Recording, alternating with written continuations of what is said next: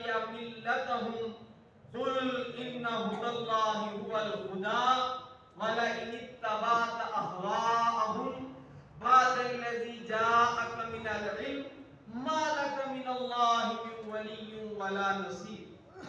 وقال رسول الله صلى الله عليه وسلم ابغض الناس الى الله عز وجل مبتغ في الاسلام سنة الجاهلية.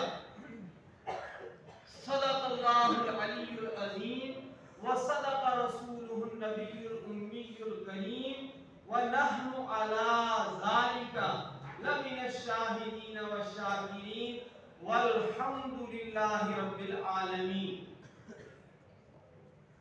اللہ رب العالمین کا احسان ہے کہ خطہ پیر پنجال کے دینی تعلیمی دعوتی انتہائی معتبر ترین اسٹیج جامعہ اسلامیہ جامعہ اسلامیہ کے سالانہ اجلاس میں ہم سب شریک ہیں اور اس اجلاس کو عنوان کیا گیا ہے قرآن حکیم کی تکمیل فرمانے والے طلباء عزیز کی دستار بندی کے ساتھ. تو مناسب یہی معلوم ہوا کہ قرآن حکیم کی چند آیات کی روشنی میں اس وقت کے انتہائی سلگتے ہوئے موضوع حجاب پر کچھ گفتگو کی جائے. ایک طبقہ دنیا کے اندر یہ پروپیگنڈا کر رہا ہے کہ اسلام کے اندر قرآن میں حدیث میں کہیں حجاب کا تذکرہ ہی نہیں اور اغیار ہی نہیں.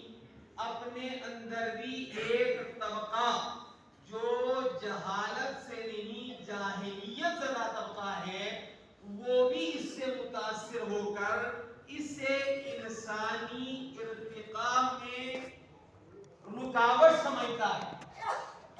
لہذا کم وقت کے اندر مجھے آپ کو آج کے اس اجلاس میں جو فکر دینی ہے، پہلی بات یہ ہے کہ قرآن حکیم جو نص قطعی ہے اور ہم سب اللہ تبارک و تعالیٰ کی پیدائش ہیں، اس کی مخلوق ہیں، اس کے غلام ہیں، اس کے بندے ہیں، وہ معبود ہیں، وہ خالق ہے، وہ ہمیں پیدا کرنے والی ذات ہے. اور اللہ رب العالمین نے ایک فطرت کا نظام بنایا ہے. نظام فطرت کے ساتھ ہم آہنگ رہنا، نظام فطرت کو قبول کرنا، نظام فطرت کی مطابقت کرنا، یہ انسان کی کامیابی کی ضمانت ہے. اور نظام فطرت کی مخالفت کرنا، اس سے ہٹ جانا، یہ انسان کی ہمیشہ ہمیشہ کی ناکامی، بربادی اور خسران کی ضمانت ہے. قرآن حکیم نے ایک جگہ پر نہیں، دو جگہ پر نہیں، تین جگہ پر نہیں، 7 مقامات کے اوپر حجاب کا، پردے کا تذکرہ کیا ہے، حکم دیا ہے.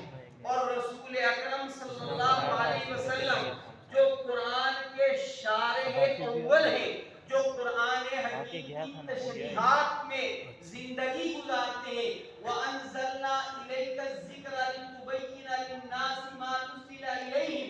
اے نبی صلی اللہ علیہ وسلم، ہم نے آپ پر قرآن نازل کیا ہے. کیوں نازل کیا ہے؟ لِتُبَيِّنَ لِلنَّاسِ، تاکہ آپ لوگوں کو کھول کھول کر قرآن حکیم سمجھائیں. تو رسول اکرم صلی اللہ علیہ وسلم کی 17 احادیث پردے کے حکم کے متعلق آئی ہیں. دیکھیے اللہ رب العالمین نے ہمیں پیدا کیا اور اسلام چند عبادات کے مجموعے کا نام نہیں ہے، قطعاً نہیں. اللہ رب العالمین نے مجھے آپ کو جو دستور زندگی دیا ہے، آئین حیات دیا ہے، وہ 5 چیزوں کا مجموعہ ہے: عقائد کا، عبادات کا، معاملات کا، معاشرت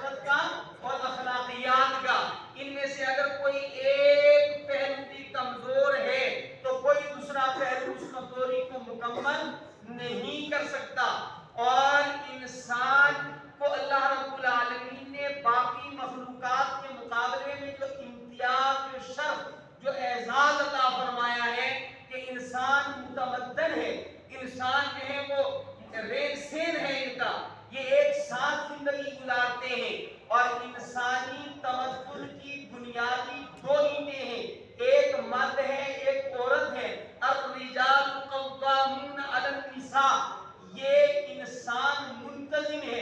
قطعاً یہ نہ سمجھا جائے وہ بے وقوفوں کی دنیا میں رہتے ہیں، وہ پڑھے لکھے تو ہیں لیکن ان کی تعلیم جہالت زدہ تعلیم ہے۔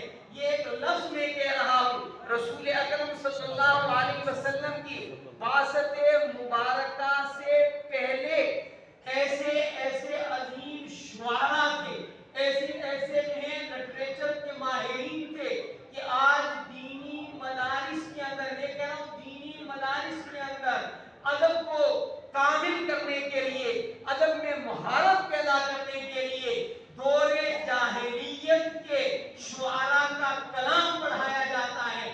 اتنے بڑے بڑے شعراء اس زمانے میں تھے، اتنے بڑے بڑے خطبہ مقررین اس زمانے میں تھے کہ جن کو اپنی فصاحت پر، بلاغت پر، خطابت پر ناز تھا، اور اتنا ناز تھا خاص طور پر عربی، کہ عربی اپنے مقابلے میں ساری دنیا کے انسانوں کو اجمی کہتے تھے، یعنی ہماری فصاحت کے سامنے، ہماری بلاغت کے سامنے، ہماری ادبیت کے سامنے، ہماری خطابت کے سامنے دنیا کے سارے انسان گونگے۔ لیکن اس کے باوجود اس زمانے کے انسانوں کے زمانے کو دور جاہلیت کہا گیا۔ یاد رکھیے ایک جملے کے اندر ہر وہ بستی، ہر وہ شہر، ہر وہ زمانہ، ہر وہ ملک جو علم نبوت سے معلوم ہے، وہ ڈگریاں یافتہ ہونے کے باوجود وہ دور جہالت میں جی رہا۔ رسول اکرم صلی اللہ علیہ وسلم پر سن 6 ہجری میں پہلی آیت نازل ہوئی، وَقَرْنَ فِي بُيُوتِكُنَّ وَلَا تَبَرَّجْنَا تَبَرُّجَ الْجَاهِلِيَّةِ الْأُولَىٰ، کہ اے صنف نازک، اے عورتیں، تم زیادہ اپنے گھروں میں رہو، اور ضرورت کے مطابق جب تم باہر نکلو تو جہالت کے زمانے کی طرح اپنا بناؤ سنگار کر کے مت نکلو۔ فوراً ذہن کہے گا مولوی اپنی جگہ لیکن ہماری دانشوری کے ڈنکے بیٹھے، یہی تو بات ہے کہ عورت کو چھپا کر رکھنا چاہتے ہیں۔ میرے بھائیوں، ذرا عقل کے ناخن لو۔ آپ کے گھر میں جو سب سے زیادہ قیمتی چیز ہوتی ہے، آج کے دور میں پیسہ بڑی قیمتی چیز ہے، پیسے کو سڑکوں میں ڈال کے رکھتے ہو، یہاں تک کہ گھروں میں بھی نہیں رکھتے کہ یہ اتنی قیمتی چیز ہے اس کو بینک کے حوالے کر دو۔ آپ نے ایک دوست کے 10 لاکھ روپے دینے ہیں، وہ کہتا ہے مجھے بائی ہینڈ کیش چاہیے، آپ کہتے ہیں نہیں موبائل ٹو موبائل کروں گا۔ یہاں سے ممکن ہے بینک سے لاتے ہوئے، لے جاتے ہوئے، تمہیں پہنچاتے ہوئے کوئی ڈاکو اس کے اوپر ڈاکہ نہ ڈال دے۔ آپ کے گھروں کے اندر چند تولے سونا ہوتا ہے جو آپ کے گھر کی اشیاء میں سب سے زیادہ قیمتی ہے، آپ اسے باہر ڈال کر رکھتے ہیں کہ یہ تو دکھانے کی چیز ہے، لوگ آئیں گے دیکھیں گے کہیں گے اس کے گھر میں تو سونا ہے۔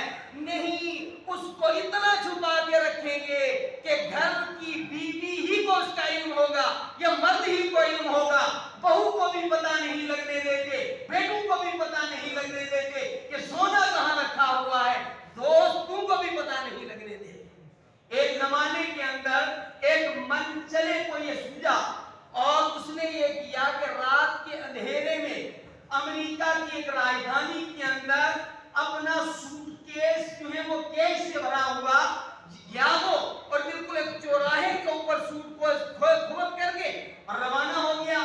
دیکھنے لگا کیا ہوتا ہے، دوسرا گاڑی والا آیا، اس نے گاڑی اپنی روکی، گاڑی میں وہ رکھا اتنا قیمتی اثاثہ اور چل پڑا۔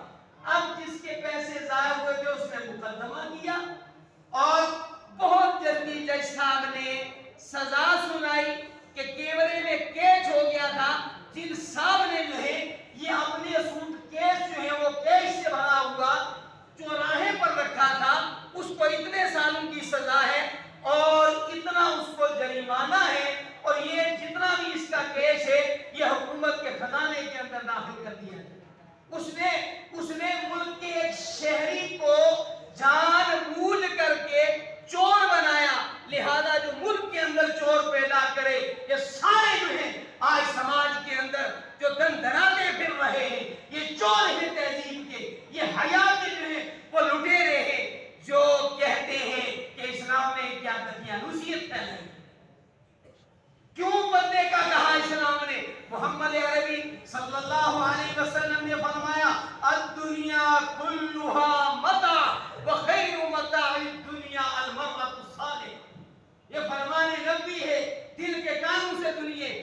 کے نبی صلی اللہ علیہ وسلم نے فرمایا الدنیا کلھا متاع، یہ دنیا کا سارا سامان گزران کی چیز ہے، کار ہے، کوٹھی ہے، بنگلہ ہے، پراپرٹی ہے، اقتدار ہے، حکومتیں، الدنیا کلھا متاع، یہ گزارے کا سامان ہے، لیکن خیر متاع الدنیا، دنیا کا سب سے بہترین سامان المرأة الصالحہ، وہ نیک وفادار صالح باکردار پاکیزہ عورت۔ تمہارے گھر کے اندر قیمتی چیز کو تم سنبھال کے رکھتے ہو، چھپا کے رکھتے ہو، تو رب کی کائنات میں سب سے محبوب جو چیز ہے، رب نے بھی کہا اس کو پردے کے اندر۔ وَإِذَا سَأَلْتُمُوهُنَّ فَاسْأَلُوهُنَّ مِنْ وَرَاءِ حِجَابٍ، سورہ حجاب کی آیت ہے، کھول کر کے دیکھنے کی زحمت گوارا کرے۔ سورہ اعراف کے اندر، سورہ مریم کے اندر، سورہ حامیم سجدہ کے اندر جو ہے وہ پردے کا باقاعدہ تذکرہ ہے۔ بڑی آسانی سے کہتے ہیں پردے کا تذکرہ، وہ تم تو اس خیال میں یہ کب تھے کہ تمہیں پتا ہوتا پردے کا حکم قرآن میں ہے کہ نہیں ہے؟ رسول اکرم صلی اللہ علیہ وسلم کے صحابہ ہیں ابر الناس، کائنات میں سب سے زیادہ نیک جماعت ہے۔ صحابہ سے بڑھ کر انبیاء کے بعد آسمان کی آنکھوں نے کبھی صحابہ سے بڑھ کر پاکیزہ جماعت دیکھی۔ وہ بے مثال انسان تھے جنہیں قرآن نے سند دی، اولئک هم الفائزون، اولئک هم الراشدون، اولئک حزب اللہ، وہ جماعت جن کے متعلق رب نے کہا رضی اللہ عنہم ورضوا عنہ، اللہ ان سے راضی، وہ اللہ سے راضی۔ وہ صحابہ جو زمین پر اپنی کسی رائے کا اظہار کریں، آسمان سے رب اسے ولی بنا کر اتار دے، وہ صحابہ ہیں اور ازواج مطہرات ہیں، امہات المومنین ہیں، مقدسات ہیں، منورات ہیں، جن کی پاکیزگی پر عرش کی بلندیاں بھی ناز کریں۔ لیکن حکم کیا ہے؟ وَإِذَا سَأَلْتُمُوهُنَّ مَتَاعًا، اے جماعت صحابہ، اگر تمہیں کوئی بات چیت کرنی ہے ازواج مطہرات، مقدسات، منورات، امہات المومنین رضی اللہ عنہن سے، تو من ورائی حجاب، پردے کے پیچھے سے بات کرو، پردے کے پیچھے سے بات کرو، اور یہ جہالت کی باتیں مت کرو۔ رسول اکرم صلی اللہ علیہ وسلم نے فرمایا ابغض الناس الی اللہ عز وجل، دیکھو سنو، ابغض الناس، لوگوں میں سب سے زیادہ اللہ کے غضب زدہ لوگ کون ہیں؟ فرمایا مبتغٍ فی الاسلام سنت الجاہلیہ، جو اسلام کی نعمت ملنے کے بعد بھی جہالت کے اوپر رش کرے، جو عزتیں پامال کرنے کی تمنائیں رکھے۔ رسول اکرم صلی اللہ علیہ وسلم نے دنیا سے پردہ فرمایا، آپ کے بعد خلفائے راشدین میں سیدنا حضرت ابوبکر صدیق رضی اللہ تعالیٰ عنہ نے پردہ فرمایا، پھر سیدنا عمر بن خطاب رضی اللہ تعالیٰ عنہ دنیا سے تشریف لے گئے۔ ام عائشہ صدیقہ رضی اللہ تعالیٰ عنہ فرماتی ہیں کہ رحمت دو عالم صلی اللہ علیہ وسلم کے حجرہ مبارکہ میں جہاں آپ آرام فرمائے، دنیا سے پردہ فرمانے کے بعد میں اس حجرے میں جاتی تھی تو بعض اوقات میرے اوپر دوپٹہ نہیں ہوتا تھا، مجھے کوئی اس کی فکر نہیں ہوتی تھی کہ میرے شوہر ہی تو ہیں۔ پھر ابو بکر وہیں تشریف لے گئے، پھر بھی میں چادر کے بغیر اس حجرے میں چلی جاتی تھی۔ پھر عمر فاروق تشریف لے گئے، تو اب جب میں اس حجرے میں جاتی ہوں تو بغیر پردہ کے نہیں جاتی۔ امہات المومنین ہیں، رحمت دو عالم کی لاڈلی پیاری بیوی ہے، اور جنہوں نے رحمت دو عالم کے دنیا سے تشریف لے جانے کے بعد نصف صدی تک علوم نبوت کو انسانوں تک پہنچایا ہے، وہ تو دنیا سے پردہ فرمانے والوں سے بھی پردہ کرے، اور ہم ہندو سے بھی پردہ نہیں کرتے۔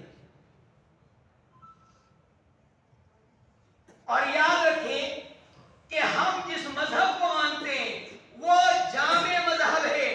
میں نے ایک آیت پڑھی تھی، یا ایھا الذین آمنوا، او ایمان والو، او آپ کسی مسلک سے ہوں، کسی علاقے سے ہوں، شعبہ زندگی کوئی ہو، اگر آپ ایمان والے ہیں تو قرآن آپ کو خطاب کر رہا ہے.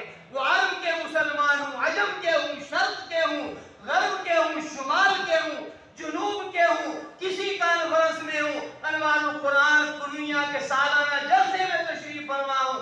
یا ایھا الذین آمنوا من یرتد منکم عن دینہ، اگر تم اسلام سے پھر جاؤ گے، اسلامی عقائد کو چھوڑ دو گے، عبادات کو چھوڑ دو گے، اسلامی معاشرت کو چھوڑ دو گے، اسلامی ثقافت سے منہ موڑ لو گے، اسلامی تہذیب کو تیاب دے دو گے، تم اخلاقیات اسلام کو چھوڑ دو گے، معاملات کو چھوڑ دے گے، تو یاد رکھو فَسَوْفَ يَأْتِي اللَّهُ بِقَوْمٍ، اللہ ایک ایسی قوم کو لائے گا، يُحِبُّهُمْ، اللہ ان سے محبت کرے گا، وَيُحِبُّونَهُ، وہ اللہ سے محبت کریں گے، وہ جان دے دیں گے، وہ ہنسیاں برداشت کر لیں گے، لیکن اسلامی تہذیب کو نہیں چھوڑیں گے.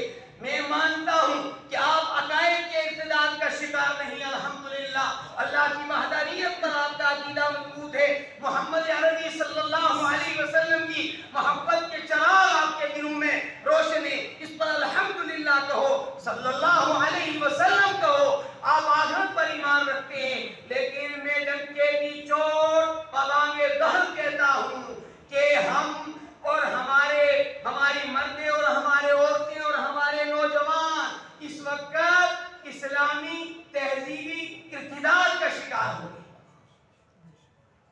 ہماری معاشرت مرتد ہوتی جا رہی، ہم نے اسلامی معاشرت کو چھوڑ دیا ہے، اور فرمایا اللہ نے انتباہ دیا ہے، یا ایھا الذین آمنوا، او ایمان والو، من یرتد منکم عن دینہ، تم میں سے جو بھی اللہ کے کامل مکمل دین کو چھوڑ دے گا. کون سا دین؟ الیوم اکملت لکم دینکم واتممت علیکم نعمتی ورضیت لکم الاسلام دینا. جس دین، وہ دین جو تمہارے لیے کامل مکمل ہے. کچھ مشرکین نے صحابہ کو تانا دیا کہ تمہارا نبی تو تمہیں پیشاب کے طریقے بھی سکھاتا ہے، ابو داؤد کی روایت ہے. فرمایا ہاں ہمارے نبی اتنے شفیق ہیں کہ پیشاب کا طریقہ بھی سکھایا ہے کہ جب آپ کو پیشاب کرنے کا تقاضا ہو تو دیکھ لو جگہ سخت نہ ہو کہ چھینٹیں کہیں تمہارے اوپر آ کر کے نہ پڑے. یہ دیکھ لو کہ جہاں تم پیشاب کرنے لگے ہو وہاں حشرات الارض کا مکان نہ ہو کہ وہ برباد ہو جائے. یہ ہمارے نبی کی رہنمائی کا کمال ہے. اسی کو قرآن کا اسوۃ حسن، وہ کامل مکمل نظام زندگی ہے. اس دین سے اگر تم پھر جاؤ گے تو رب کی ربوبیت میں کوئی کمی واقع نہیں ہوگی. فَسَوْفَ يَأْتِي اللَّهُ بِقَوْمٍ، اللہ ایسے لوگوں کو لائے گا، ایسی جماعت کھڑی کر دے گا، يُحِبُّهُمْ، کہ وہ اعمال کریں گے، اللہ ان سے محبت کرنے لگیں گے، وہ اللہ سے محبت کرنے لگیں گے. یجاہدون فی سبیل اللہ، وہ اللہ کے راستے کے مجاہدے برداشت کریں گے. وہ لوگ کہیں مجھے محروم وقار و تمکین، پر وہ نہ سمجھیں کہ میری بدر کے قابل نہیں رہا.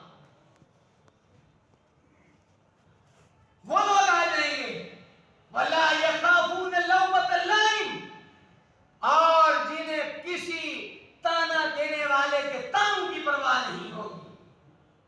وہ مسلمانوں کے معاملے میں وہ حلقہ یاراں تو ریشم کی طرح نرم، ہم آپس میں لڑ رہے ہیں، آپس میں جگڑ رہے ہیں، اور دوسروں کے سامنے ہاتھ پھیلائے نیازمندانہ بھیک مانگ رہے ہیں.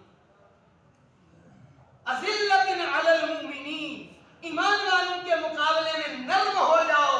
تم پہلی صف کے قابل ہو، ایمان والے کے احترام میں دوسری صف میں کھڑے ہو جاؤ. ہو حلقہ یاراں تو ریشم کی طرح نرم، رنگ حق و باطل ہو تو فولاد ہے مومن. میرے بھائیوں، پردہ یہ چاہتا ہے پردے کے ذریعے ہمارا رب کہ یہ صرف نازک جس دن آپ کے حرم میں آئی اس